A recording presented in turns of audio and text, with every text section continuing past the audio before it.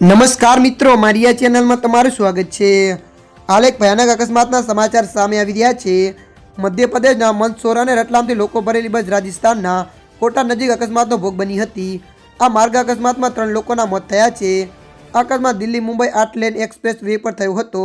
શ્રદ્ધાળુઓથી ભરેલી એક high speed bus park કરેલા ટ્રક સાથે અથડાઈ હતી। આ અકસ્માતમાં પતિ પત્ની સહિત 3 શ્રદ્ધાળુઓના મોત થયા છે, જ્યારે 2ની હાલત ગંભીર છે। ઘાયલોને કોટાની MBS હોસ્પિટલમાં દાખલ કરવામાં આવ્યો છે। આ અકસ્માત ગુરુવારે સવારે સિમલિયા કોટા વિસ્તારમાં કારાડિયા નજીક થયો હતો। ત્યારે મિત્રો, મળતી વિગતો અનુસાર વધુ આપને જણાવી દઈએ કે શ્રદ્ધાળુઓ મહાકુંભ પ્રયાગરાજથી મંદસૌર મધ્યપ્રદેશ પરત ફરી રહ્યા હતા।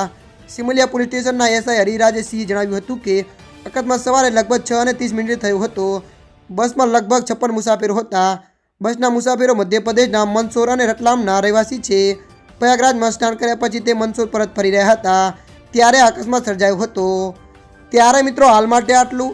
મળીશું નવી અપડેટ સાથે। જો તમને અમારો વિડીયો પસંદ આવે, લાઇક, શેર અને સબસ્ક્રાઈબ કરી નાખજો। ધન્યવાદ।